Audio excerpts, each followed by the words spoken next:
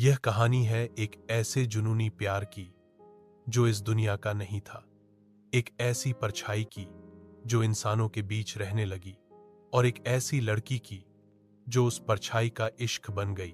उत्तर भारत के एक पुराने गांव नगीनपुर की सीमा पर एक पुराना हवेली नुमा मकान था। उस हवेली में रहती थी एक 18 साल की लड़की नूर फातिमा। सीधी, सादी और बेहद खूबसूरत।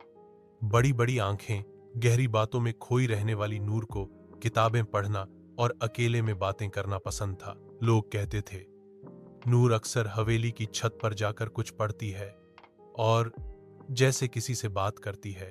पर वो किससे बात करती थी, किसी को नहीं पता था। एक दिन नूर की अम्मी ने देखा कि नूर खुद से बातें कर रही है। अम्मी, बेटी, किससे बात कर रही थी तू? नूर मुस्कुराकर, कोई नहीं अम्मी, एक दोस्त है, वो सिर्फ मुझे दिखता है। अम्मी को लगा ये बस उसका वहम है।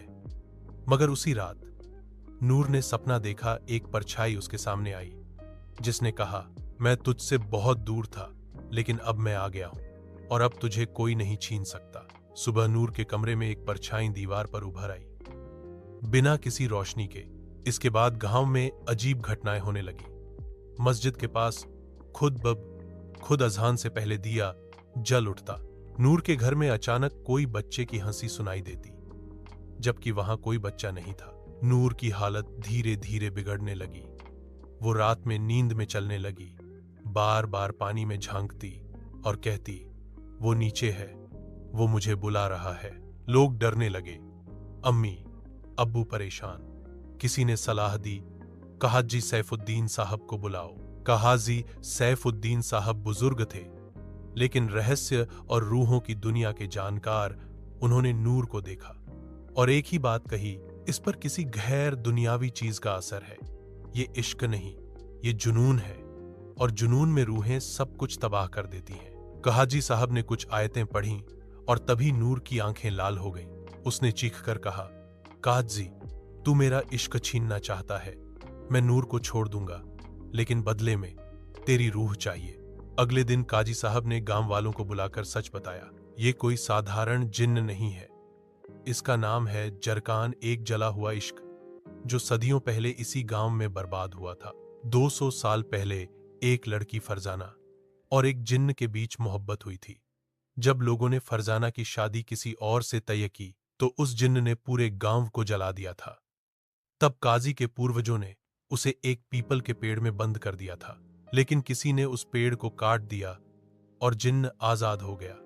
अब उसने नूर को चुना है फरजाना के पुनर्जन्म के रूप में। काजी साहब ने नूर के साथ 3 रातों की बंद कमरे में रूहानी जंग की। जिन्न रोज कुछ नया करता।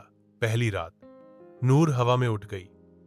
जिन्न बोला, वो मेरी थी, है और रहेगी। दूसरी रात जिन्न ने काजी की आंखों में अंधेरा भर दिया, लेकिन वो डटे रहे।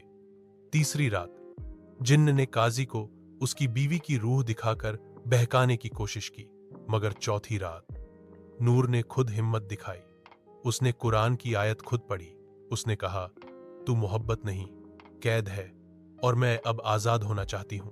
उस रात एक जोरदार चीख गांव में गूंजी और फिर शांति छा गई। अंत एक नई सुबह नूर होश में आई। उसका चेहरा शांत था। गांव फिर से सामान्य हुआ। पर कहते हैं, नूर आज भी कभी कभी अकेले में मुस्कुरा देती है और कहती है, जरकान कभी बुरा नहीं था, बस अकेला था।